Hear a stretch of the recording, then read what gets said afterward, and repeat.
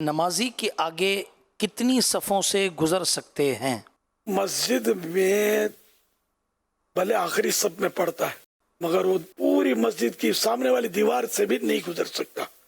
یہ آگے سے گزرنے کی 3 صفوں کا جو ہے نا وہ صرف وہ ان مسجدوں کے لیے جس کو مسجد کبیر بولتے ہیں. مسجد کبیر یہ میدان کے حکم میں ہوتی ہے. تو میدان کا مسئلہ ہے یا مسجد کبیر کا مسئلہ، اس میں 3 صفوں کے آگے سے وہ گزرنا جائز ہوتا ہے. جیسے کہ اب مسجد نبوی شریف، مسجد الحرام یہ مسجد کبیر میں شمار کی جاتی ہے. اب کافی ان کی توسیع ہو گئی ہے بہت، یعنی کہ اس میں اضافہ ہو گیا ہے. اور مسجدیں ایسی ہوتی نہیں ہیں اتنی بڑی.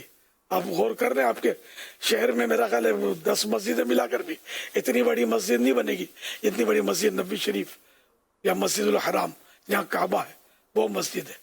یہ بڑی مسجد کے لیے، میدان کے لیے وہ ہے 3 صفوں کے بعد گزرنے کا، ویسے نہیں گزر سکتا دوسری مسجدوں میں. صلو علی الحبیب صلی اللہ علی محمد.